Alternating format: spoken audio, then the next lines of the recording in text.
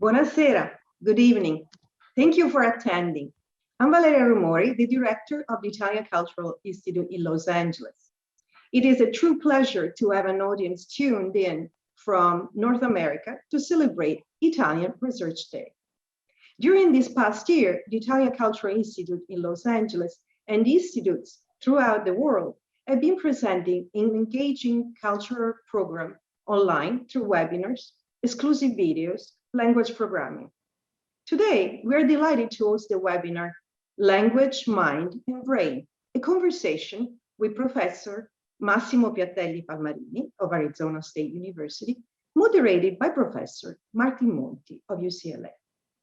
With opening remarks by the Consul General of Italy in Los Angeles, Silvia Chiave, and Cinzia Zuffada, Jet Propulsion Laboratory Associate Chief Scientist, and also President of the Italian Scientists and Scholars in North America Foundation, ISSNAF, and also recipient on this very special occasion of the 2021 Italian Cultural Institute Los Angeles Creativity Award for Science, representing Italian excellence in science. This event has been organized by the Italian Cultural Institute in Los Angeles with the Consulate General of Italy in Los Angeles and ISSNAF, in coordination with the Embassy of Italy in Washington, D.C. I would like to thank the Consulate General of Italy in Los Angeles, ISSNAF, as well as, of course, today's distinguished speakers, Professor Massimo Piattelli-Palmarini and Professor Martin Monti. Your invaluable collaboration and contributions are truly appreciated. This evening's program will begin with welcoming remarks from Consul General of Italy in Los Angeles, Silvia Chiave, followed by ISSNAF President Cinzia Zuffada, and then followed by the discussion with Professors Massimo Piattelli-Palmarini and Professor Martin Monti. We then invite our public to ask questions using the Q&A chat tool in Zoom found at the bottom of your screens. And now, without any further ado, I'm very pleased to present the Consul General of Italy in Los Angeles, Silvia Chiave. Consul General, the screen is yours. Good evening and welcome to the 4th edition of the Italian Research Day in the World, organized globally to celebrate and to promote the contribution of Italian scientists, scholars, and researchers to science and progress. The day chosen for this worldwide celebration is the 15th of April, the day when Leonardo da Vinci, who needs no introduction, was born. This day was also created to thank our scientists abroad and to let them know that Italy cares about them and that we attribute a great value to their job.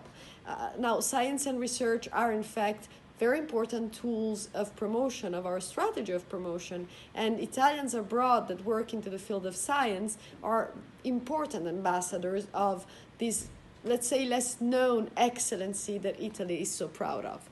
Now, our researchers abroad are more than 30,000, and half of this number is in the United States. It's all people that greatly help us to maintain a fertile and continuous dialogue with this country and in this area, and to develop joint projects to expand the frontier of knowledge and render the world ultimately a better place. Now, think only about this pandemic. In this pandemic, the scientists never stopped working together, besides what politics did in the meanwhile. So only to say that science has a great unity that goes beyond borders. That's why we strongly favor and support the work of ISSNAF. ISSNAF is the Italian Scientists and Scholars in North America Foundation that organized this webinar with us as part of the series We Are ISSNAF. Today, we will also honor ISSNAF's president, Cinzia Zuffada, our great friend and associate chief scientist of NASA's JPL, with the Italian Cultural Institute Los Angeles Creativity Award. Congratulations, Cinzia, you are a great asset for Italy in this area. Now, coming to today's event, Language, Mind and Brain, I want to warmly thank Professor Massimo Piattelli-Palmarini, one of Italy's most important scientists in the US, for adhering to this invitation, accepting this invitation, and for sharing with us some of the fruit of his studies. Professor Piattelli-Palmarini is also one of the founders of ISSNAF, so thank you. I want to also thank Professor Martin Monti of UCLA for participating to this inspiring conversation. And now, with no further delay, I want to leave the floor to Cinzia Zuffada. My dear friend Cinzia, the floor is yours. Thank you. Thank you so much, Director Rumori and Consul General Chiave, for this awesome introduction. I'm humbled and honored by the distinction that the IIC in Los Angeles has given me with the 2021 Creativity Award. And also I'm grateful for hosting this #WeAreISSNAF webinar on the day that celebrates Italian research in the world. With the support of the Italian Embassy, ISSNAF started this series to feature prominent experts in their fields, widely distributed on the North America territory, who also serve in leading roles in the ISSNAF organization, through a collaboration with the Consulate Network and the Italian Cultural Institutes. Tonight, we share with the public the work of Professor Massimo Piattelli-Palmarini, one of the original founders of ISSNAF, and also its first vice president for a long time. To engage him in conversation is Martin Monti, professor in the Department of Psychology and Neurosurgery at the University of California in Los Angeles. His work is focused on two of the most characterizing aspects of the human mind, the relationship between our language and our thoughts, and also what is the consciousness and how it is lost and recovered after severe brain injury. Dr. Monti's work has been featured in some of the best academic journals and also popular media. We are really thankful to Martin Monti for coming and being with us tonight. And now, without any further ado, I give the floor to Professor Monti to properly introduce Massimo and start this engaging conversation. Thank you.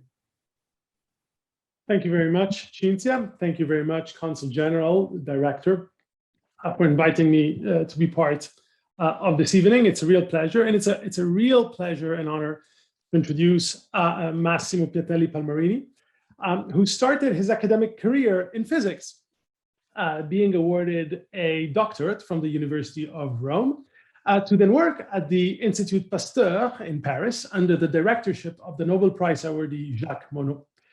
He then, however, shifted his attention towards cognitive neurosciences and linguistics, which will be the topic of tonight, starting his work at MIT.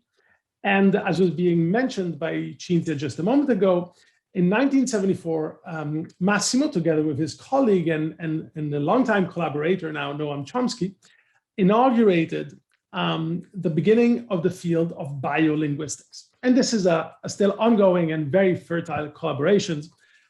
Massimo and Noam have written many books and have written books and many articles together, and certainly contributed in many ways to the field. And you should know that beyond his strictly scientific output, Massimo is also a very well acknowledged writer of popular books that bring to the public in a very understandable way sometimes very technical topics. Currently professor of linguistics and cognitive science at the University of Arizona, Massimo is working now on a very ambitious project, trying to create a real physics of language, integrating quantum field theory and generative grammar. Massimo, welcome to tonight. But maybe tonight, rather than talking about physics, maybe we can talk about chemistry. We can talk about the ingredients of language. And I would like to start from the words of your collaborator, Noam Chomsky. Once trying to explain how deeply intertwined language is with the human mind, and what a deep aspect of us language is. He once said, something has to account for the fact that my granddaughter picked out a part of her environment as being language related and just developed language and suddenly could speak. Whereas her pet kitten, or maybe a chimp or a songbird, even if they heard exactly the same language that his granddaughter did, they would never learn anything about it. Why is language so tightly attached and so tightly intertwined with the human brain? Well, thank you for this question. And thank you all, for hosting me. After these presentations, you're going all to be disappointed, beautiful, fantastic presentations. So the question is, exposed in a sense to the same input. Chomsky's granddaughter and the dog, but there's the difference, language is part of human nature. We are the only species that has language. I'm ready to, defend this thesis with data. Some, don't like this idea that we are the only species. They stress, other species having a little bit of language and all that. We may want to go into that a bit later on. So it's part of our nature. And so Chomsky likes to say the following, that, we don't like the word learning. We like the word acquisition. So the acquisition of his or her mother language by the child is not something that the child does, is something that happens to him or her, something that happens to him or her. Language grows in the child. And the role of external linguistic input, again, Chomsky says, is like watering a plant. The external, input language is essential, of course. You grow up in a community that speaks English, you get English, a community speaks Arabic, you get Arabic, and so on and so forth. But language grows inside the child. So it's not learning the way we learn other things. We go to the university, we learn stuff. It's not learning, it's acquisition, is part of the nature of the human species to acquire language. So this is the fundamental difference. We are born to acquire language. Other species aren't. Massimo, the way you speak about language and the way, of course, Noam speaks about language, it often feels as like many other aspects of our brain. Think of seeing. For a normally sighted person, we don't really learn to see what is in front of us. It just happens to us. It's just an embedded part of our neural system. And see, this I find often very surprising, that our ability to develop language seems to be fairly unrelated from, just generally how smart somebody is, or, how intellectual somebody might be. We all seem to be able to develop, regardless of other aspects of our mind, a perfectly fully formed and understandable and perfectly legitimate representation of language in our mind. What do you think this tells us about, the relationship between language and other aspects of our mind and our brain? Well, language is, a module. In fact, it is a constellation of modules. So it interacts with other parts of the mind. So for instance, you have syntax. Syntax is really the core of language, and over the years, over 60 years, in generative grammar, we have been approximating what is called universal grammar, UG, what all languages have in common at a very, very deep level. They have in common at a very deep level. But of course, then we use it to communicate. This is what we are doing right now. We use it all the time to communicate. And so you have pragmatics, you have the use of language. And in the use of language, you presuppose things. You have a situation, an environmental situation. So you presuppose that, the hearers, are acquainted with the general situation. So you have this different component. They can be studied, so one separately from the other, luckily, otherwise it would be too complicated. So you mentioned, the creation of this whole field, biolinguistics. Of course, language can be approached in many, many different ways, literature, poetry, social linguistics, difference in use of language in different groups, and so on and so forth. But in biolinguistics, we are interested in the biological foundation of language, syntax particularly, but not just syntax. So, to answer your question, yes, some human individuals are very, very, very smart, incredibly smart, great mathematicians, great scientists. Others, are more sort of normal, they do ordinary works. But as far as language is concerned, we are all the same. Some can have a richer lexicon, a greater vocabulary than others, more specialized vocabularies and all that, but that's practically the only difference. Otherwise, our intuition of what is a good sentence of Italian and what is a bad sentence of Italian, that's uniform. It doesn't depend on degree of intelligence, It depends on our knowledge of language, tacit knowledge of language. Massimo, this also makes me wonder about another aspect. So you just said that language is a part of us. It's a part of our brain. It comes presumably encoded in our DNA, no different than all other aspects of our brain. And what is so surprising often to notice is that, as you said, we all develop a fairly equal representation and understanding of our linguistic environment. And yet, as children, it's undeniable that we're all exposed to very different environments. I mean, one child could be born to a family where the child is always talked to and is given a lot of attention and is spoken towards. But in other families, and in fact, in some cultures, the way in which we don't quite talk to the same extent towards children, maybe we don't correct them much to help them acquire language. How is it that children who grow up in such different, cultural, socioeconomic, and many other aspects, in such different environments, yet still end up knowing the same language? I mean, you and I, and our audience right here, we all grew up in a different predicament. How did we all get to the same understanding of language? Because the core of it, the deep core of it is common, to all human beings. All human beings have this core, it's called narrow syntax technically, or universal grammar. So this core is common. And then, of course, in different families, they hear different sentences, not to mention different languages. But, let's take one language, Italian. Growing up in a family where the Italian is spoken, even if different families in Italy, aside from dialects, each child hears different sentences in different times, but the core is the same. The core is the same. And moreover, you pronounce a thing that I want to say something about. You say correction.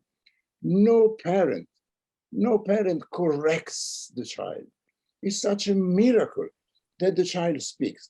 So parents, or caretakers, they correct the children when they say something false, when they say something disrespectful. Sometimes in words, they, you don't say, this is not the right term. This is not a stivale. This is a scarpa. This is a boot, not a shoe, not a boot, and this sort of thing. But otherwise, they never, ever correct. Moreover, over the years, there has been evidence that even when a parent tries to correct the child is insensitive to correction. And if you really insist, in a number of cases, my friend and colleague Tom Bever, with whom I've been teaching this course already twice, with Noam Chomsky, Tom Bever, and myself have taught a course. So Tom Bever has a nice examples in which the child says, no, I say this, you say that. So the correction doesn't go through. There are no corrections, no correction, except, as I say, something disrespectful, something that is false, this sort of thing, but there are no corrections. So this is why it is, a fantastic thing.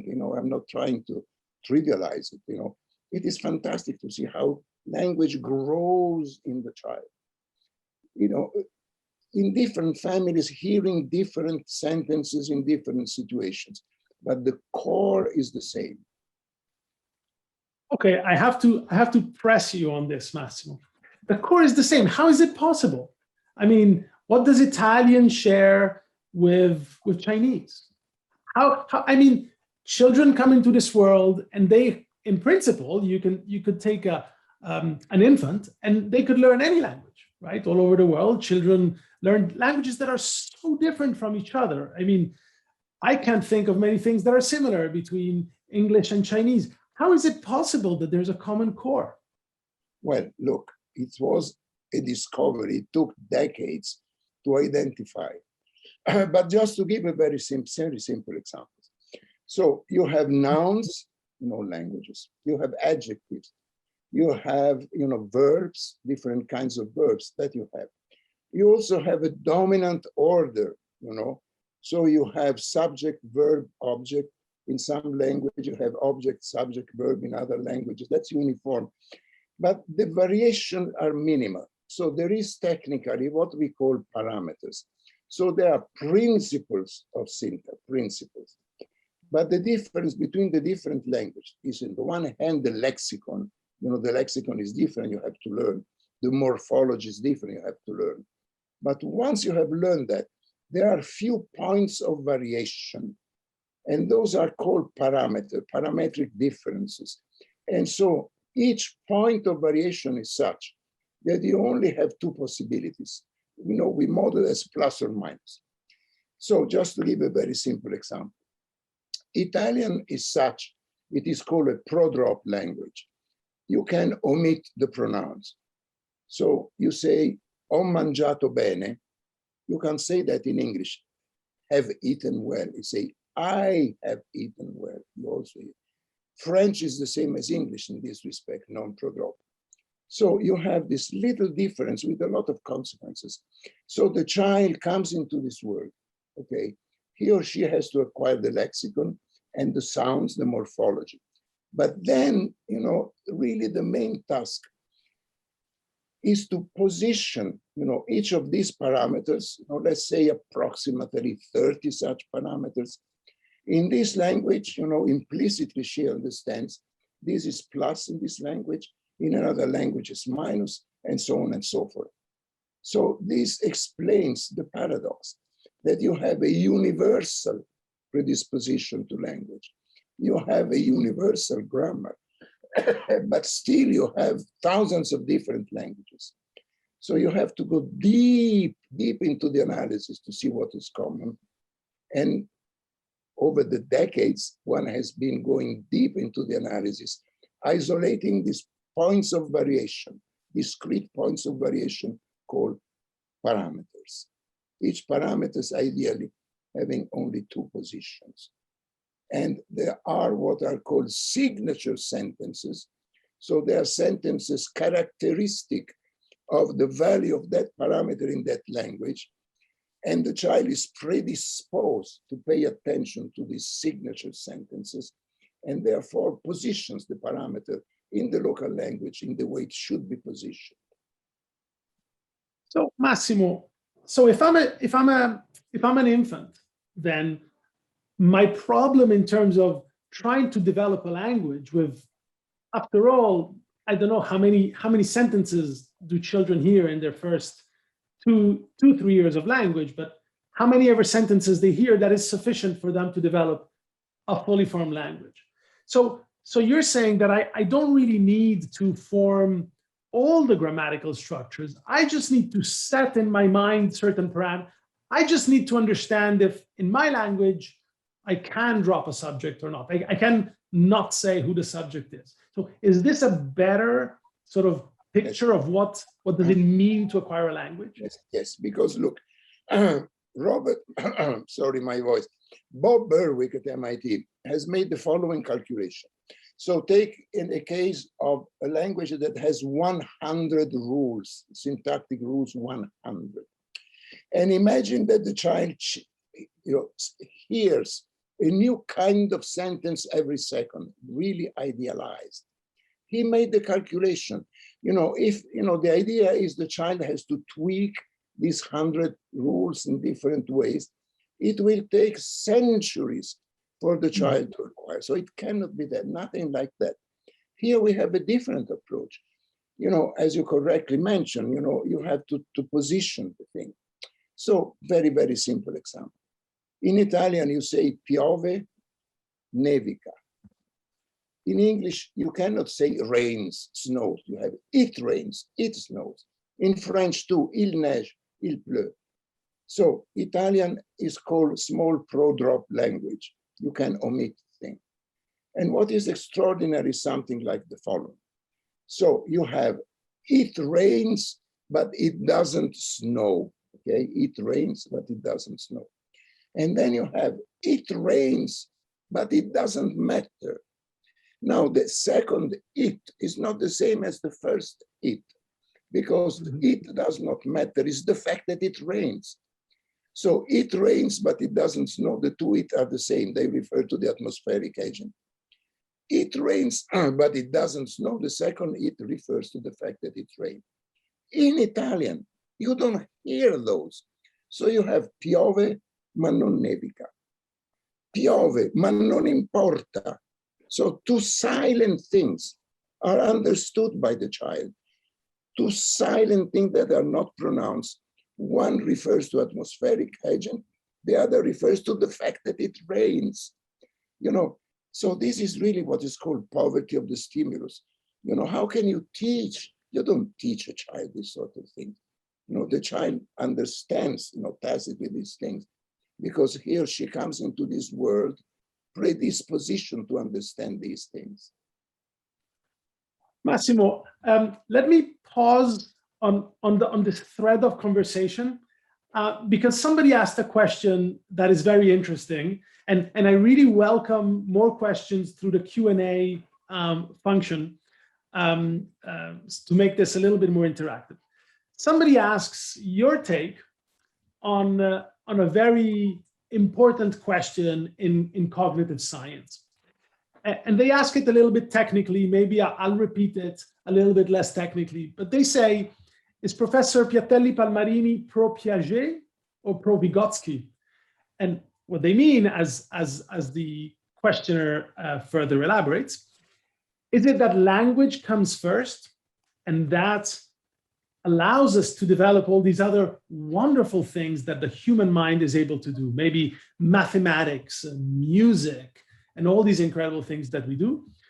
Or do thoughts originate language? Do you have a take on that? Yes, I have a take on that. You and I have been teaching Piaget and Vygotsky and Chomsky and these things. I know you. So no, I am not a Piagetian. I organized, years ago, the debate between Chomsky and Piaget. At the time, I was sort of indifferent. I went there. And then, Chomsky totally persuaded me versus Piaget. So there are different rates of maturation of different cognitive capacity.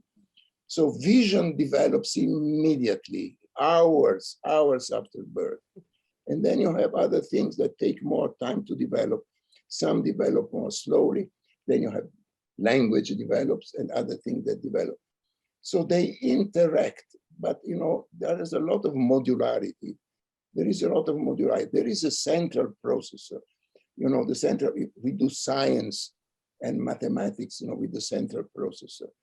But then for a number of other things, there are modules, and these modules interact, but they are separate. So I don't have to tell you that specific brain regions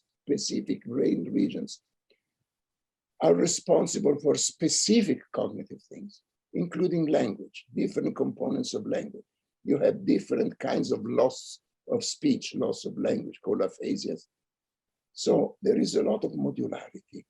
I think one of the main discoveries of cognitive science in the past 50 years or so is the modularity of brain and mind. This really, is the new thing, the important thing, the modularity of brain and mind.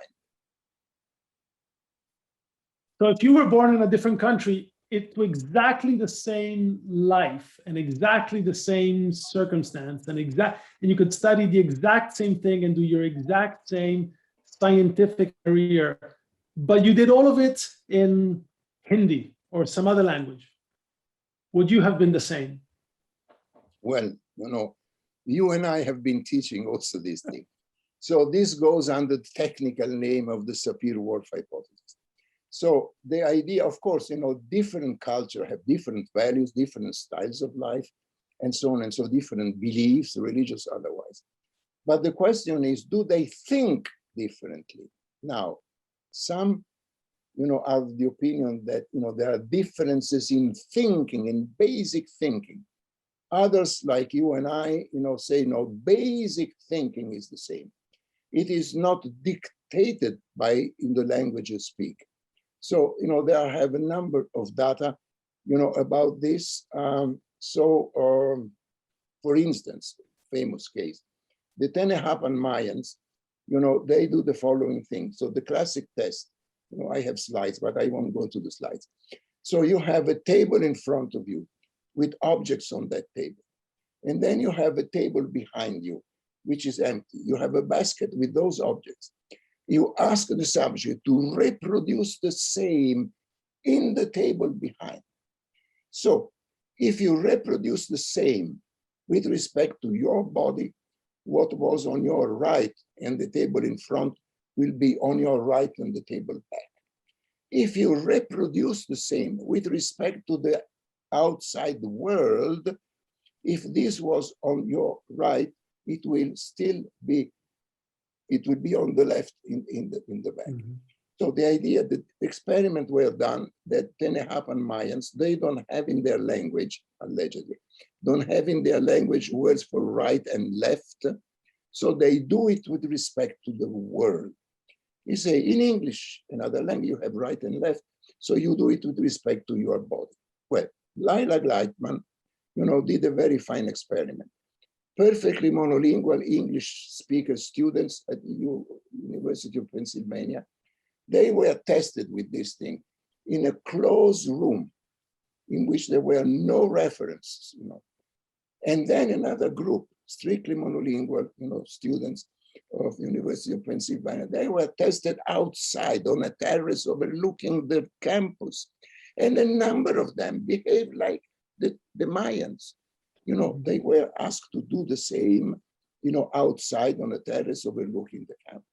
So this is one of the several experiments that say, the language we speak, contra the hypothesis of Sapir and Whorf, doesn't condition the way we think and the way we exploit the task. There are many differences, among different groups, many differences in style of life, beliefs, habits and things, but not basic thinking. Well, as you know, I agree a lot with you. Let me keep asking you some questions because we're getting some very, very interesting questions. Now, one particularly interesting question, which I think everyone can relate to, is the following. A child can acquire 3 languages at the same time. And there's many examples of children who grow up bi or trilingual or more. But for an adult, we could spend several years in a different country and never quite master the local language in that same way that we master languages the way we do when we are young.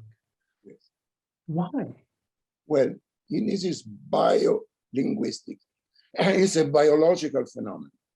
So look, for instance, between the age approximately 2 years old and let's say 8 years old, every child in the world, acquires one new word every hour, one new word every hour. You and I am too old, but even you were younger.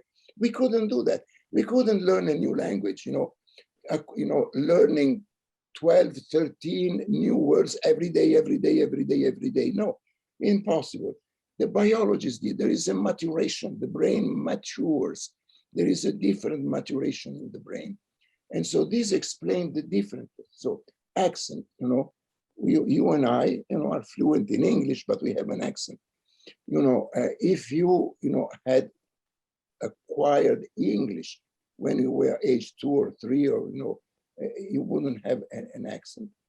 And moreover, what a child, trilingual child, many children are trilingual, when you are older, it takes a long time to learn a language. You never learn it perfectly because your brain, is different. And also you have, we mentioned parameters, a number of parameters are frozen in our mind, brain mind, frozen from your native language, including phonological parameters. Phonological parameters are frozen. Why we have an accent, and make several kinds of mistakes. So it is a quintessential biological phenomenon, neurobiological phenomenon. So as our brain changes, just our ability to acquire new languages changes unavoidably. Yes, yes. Okay, if you don't mind, I would like to keep asking you questions from our audience because we're getting more and more and extremely interesting questions. And if you are writing a question and we don't get to it, I apologize. It's just that there is a large number of questions coming in. So one particular interesting question, and I know this is a topic that interests you a lot, but somebody says that so the human brain is wired to acquire language, but 200,000 years ago, so at the dawn of Homo sapiens, of course, no language was spoken, and so the question is: did the specific wiring for language develop at the same time as some kind of initial proto-language? Or did one develop first, presumably, I'm guessing that the wiring, and did it then get repurposed, or did it then start serving a different role in language? Well, of course, this is a very hard question to answer. So, there have been a number of publications. The neo-Darwinians, they are continuists. They insist that you go from animal communication progressively, richer and richer animal communication to language. No, but, we are the only species that has language. So we are discontinuous. Something happened about 100,000, 150,000 years ago, a rewiring of our brain. And there are some ideas, how that rewiring operated. I have a couple of slides for reason of time. I don't know if I can project them. So the idea is that it happened, some mutation, probably more than one single point mutation, happened then. And then our progenitors, had everything they needed for language, this capacity of forming hierarchical structure, with, hierarchy and recursion and all that. And then, since they have this capacity, then, they developed, the interface with sound, with communicating that. So the capacity to articulate was probably there already. And also the essentials of conceptual, thinking, basic thinking was there already. What the language did, the interfaces with, on the one hand, the conceptual part, and the other hand, the articulatory part. And then you have language. It has been, from the evolutionary point of view, really, a click of the eyes. It was very, very rapid and very recent and very important. And of course, it must have been some small change that led to all these, given the time scale, right, of language evolution. There must have been some small enough change that led to this revolution inside our mind. Okay, let me just, it won't take that long. Let me share. Oops, wait a second. Let me share a couple of figures. Please. Okay, so I hope you can see this. Yes, we see your slide. Can you see the slide? From newborn to the adult. So pay attention to the regions in blue. Can you see that? Yes, at the bottom of the screen. Okay, so this is, Daniela Perani, and colleagues. So in the newborn, you see, this is the left hemisphere, this is the right hemisphere. So look at the blue arrow. So the newborn, lacks this region that the adult have in blue. So on the bottom you have blue and it lacks this region. So the acoustic is already there.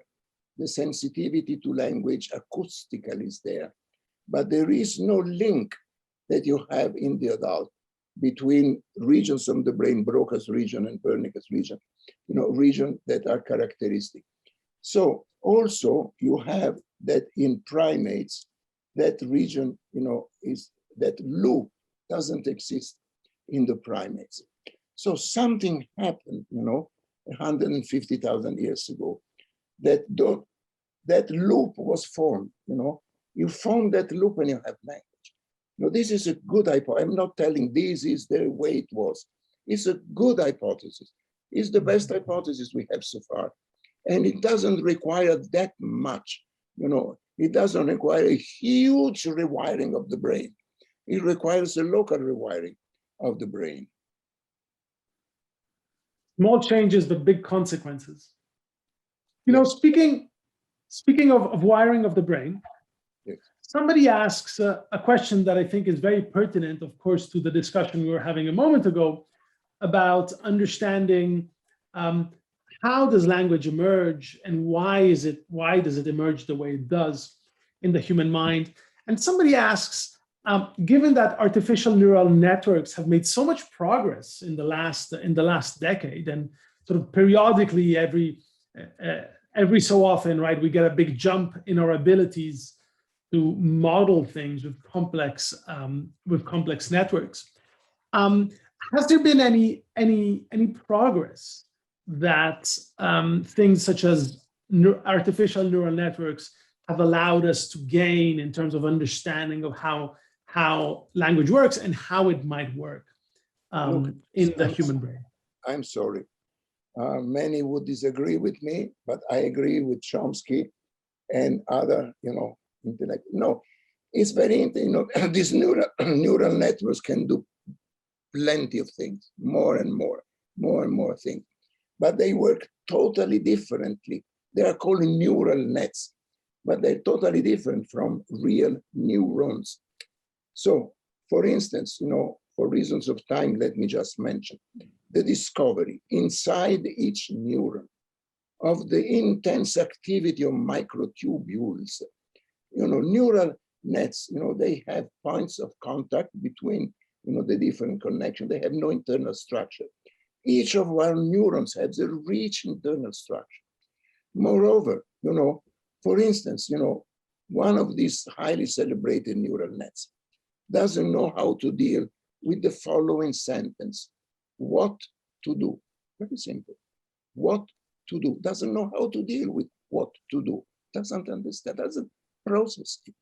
And there are other major mistakes that is doing. For instance, difference between words that have capitalized, the initial letter is capitalized or not capitalized, is interpreted differently. So they are smart machine, they are impressive machine. We all use them, fantastic engineering, but understanding how the mind works and understanding how language works from those machines is, I'm sorry, hopeless. I certainly agree that we are able to map things that are difficult to detect. But of course, whether we solve the problem in the same way as these neural networks, right? That is the heart of it. Yes. Massimo, let me circle back to a point that we were making a moment ago concerning the fact that, as you were saying, when we acquire language, the problem we're solving is that we're setting certain parameters, meaning our brain comes into this world expecting certain features, expecting the language we hear to either drop a subject or not, and sort of these kind of things. So does this mean that there are limits to what, in principle, somebody could learn? Is there a language that somebody would never learn as a mother tongue? You know, if I spoke Fortran or C++ to my children, would they develop that from day one? Would they develop that as their natural language? And would they then pass it on to their children the same way that they would learn and pass on Italian or English or Japanese? Let me again share my screen. Wait a second. I hope, you know, I can answer that. So, can you see? Yes, we see your slide in essence. Okay, so this is a fantastic experiment by Andrea Moro and collaborators. So in essence, you have monolingual German speakers from the former communist Germany. Why? Because they had never been to Italy, they had never watched Italian movies, they had never watched Italian TV. So the experiment is the following. They are exposed to real Italian versus impossible Italian. You'll see in a moment. So a language with rules that violate universal grammar. For instance, form a negation by sticking no after the third word in a sentence, a purely linear rule. No language is like that. Form the interrogative by inverting the word order of a sentence. No real language is like that, real, you know, natural language. Systematically violate agreement, masculine and feminine. So what happens, you know, here you have an example. So they were exposed to real Italian, you know, mangio la pera è mangiata da Paolo, and then to impossible Italian. So Paolo mangia la no pera, no inserted after 3 words. Pera la mangia Paolo, in negation is inverted word order. Una bambino, you know, violation of masculine and feminine. The interesting result is the following, that the archetypal brain region, Broca's area, archetypal brain region for syntax, you see it here. So as accuracy increases for possible rules, real rules of language of Italian, it increases the activity of Broca's area. While they are checking impossible rules, you know, the activity in Broca's area goes down. So other brain centers are activated, you know. So, you know, here you have, was tried for Italian, was also tried identical results for Japanese. So we can, you human can learn. These are 5 sessions, a number of sentences like those in each session. So we can learn, they are learned, you know, and real Italian is the white dots. You know, they improve and improve up to 100%. And, you know, the black dots are real Italian. Here you have Japanese, curiously, unreal Japanese is learned a bit faster by this subject. Okay, so here you have the details, you know, this is, you see Broca's area in 3 different brain sections, sagittal, axial, and corona. So different brain regions are activated. So we can learn, you know, Fortran, we can learn, you know, even an intelligent child could learn artificial language and, you know, logical formalism. We can learn, but it's different. It's different. It's called language, but it's not like language. So the absence of linear dependent rules cannot be considered a mere historical accident or a cultural conventional fact. This fact correlates with the functional structure of the human brain, although we are still, you know, far from understanding. Now, Jabberwocky. So Jabberwocky, I'm sure most, you know, those are familiar. It was Brillig and the slightly told the giant gimbal in the way. So Stanislas Dehaene and collaborator and Bernard Payet, they tried, you know, for reasons of time. So they tried, you know, to subjects, you know, were exposed in functional MRI. They were exposed to language, to sentences, real sentences with more and more complicated syntax. They were exposed to Jabberwocky. Now, Jabberwocky, is really, the words are invented, but still the syntax of Jabberwocky is correct. So what you see here, you see, for instance, I don't know if you can see my pointing. So this region of the brain, increases a lot because this is a logarithmic scale, increases a lot, both for Jabberwocky and real language. This other region of the brain increases both for Jabberwocky and real language. Not every region is like that. And here you have the correspondence, for, blue is Jabberwocky, and here in red is real language. So to conclude this part, areas activated by lists of words. So they had real words real sentences in French, 12 words long. Then they had lists of 12 words, and they had to learn this list of words. So brain activation was completely different. What was activated was not Broca's area, was not the areas we have seen, but what's activated was memory and mental effort. In detail, for those who have some familiarity, you have a lot of familiarity with all this. The precuneus, the posterior cingulate, ventromedial prefrontal cortex, very important for decision-making, bilateral inferior parietal lobule.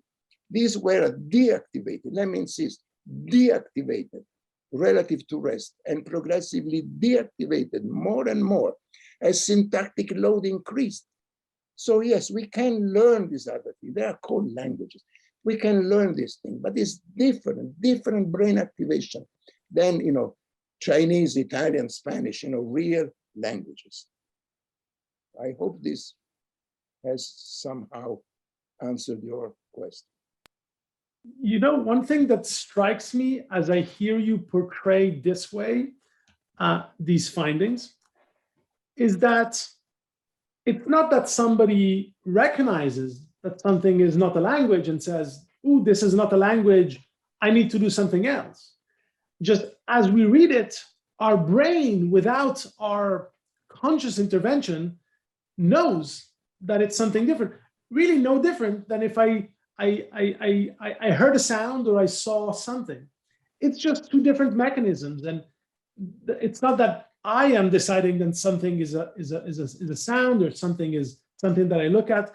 Just my brain just reacts differently. It's part of me. I can't do anything but be this way. Yes. Well, it's like we use the term, image, image or picture for very different things. So we use language. There are those who speak of language of the flowers, Ikebana, the language of flowers.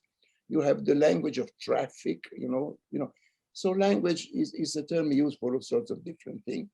But what we have seen and what we have to keep, in mind is that language, strictly language, natural human languages, such as English, French, Japanese, and so on and so forth. And these other things also called languages, programming languages, logical languages, are different things, processed by our brain and mind differently. Massimo, maybe I'll ask you a last question because we're winding down and people have to go dinner or sleep depending where they are joining us from, or maybe out to work. Or tea in the East Or Coast. tea. And this is about what you just said. Language versus communication, but it leads me to ask you about the difference. I mean, obviously humans, we have language. That was the topic of what we've been discussing. How about other species? I mean, there's a clear sense in which they're communicating. Is that any close? Could a primate learn our language if just we gave them the right chance and we taught them the same way that we teach our children? Well, the answer is no. So the best case was Noam Chomsky, this male chimpanzee, for 4 years, he was sort of literally adopted by Laura Petitto, who lived with Noam Chomsky, in Upper Manhattan in a villa belonging to Columbia University lived with Noam Chomsky for 4 years, and every day, hour after hour after hour, tried to teach him sign language, signs of American Sign Language. Okay, well, it was a big effort. So in the end, after 4 years, he managed, somehow to acquire 120 signs of American Sign Language.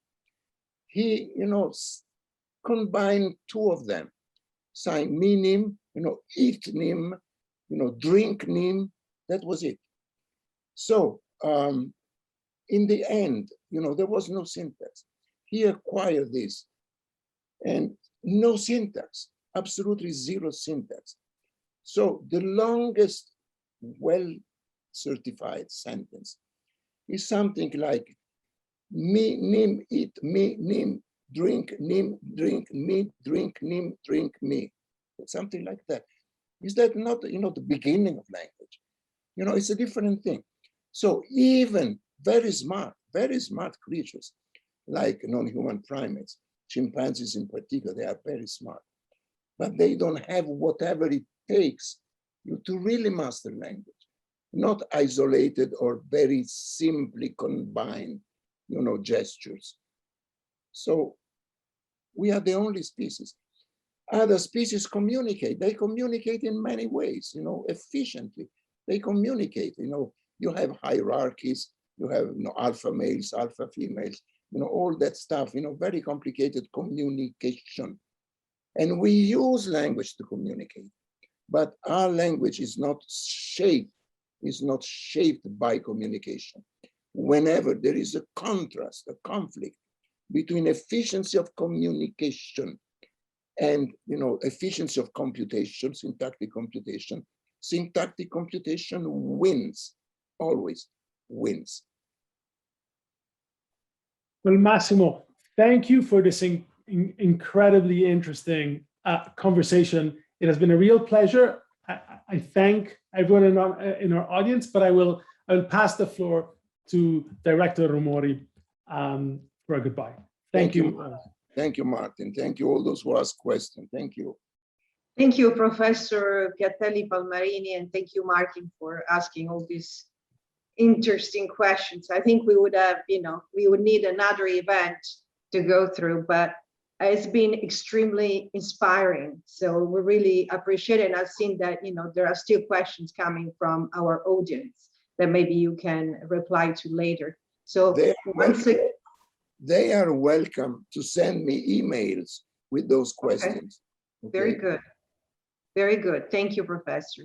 So thanks once again, Professor Piattelli-Palmarini. Thank you, Martin Monti. And thank you and congratulations again to Cinzia Zuffada for her Italian Cultural Institute Creativity Award today. And thank you all for joining us for this Italian Research Day. And we invite you to follow us on our social media and visit our website and sign up for our monthly newsletter to receive updates regarding upcoming events. This year is also the 700th anniversary of the death of the father of the Italian language, Dante Alighieri, and the institutes in Los Angeles with the other institutes in the United States are offering a very rich program of events, exhibits, screenings, and more. Please join us also on April 28th. We will be hosting a webinar as part of Dante on Film series featuring the artist Sandor Burke and director Sean Meredith, discussing their collaboration on their film, Inferno.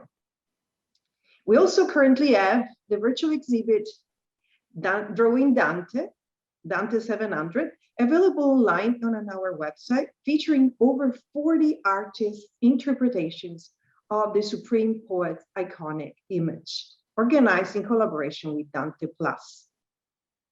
Thank you all for attending this event with Italian Cultural Institute in Los Angeles. Thank you. And where Italy comes to you. And have a wonderful evening e buonasera a tutti. Grazie mille.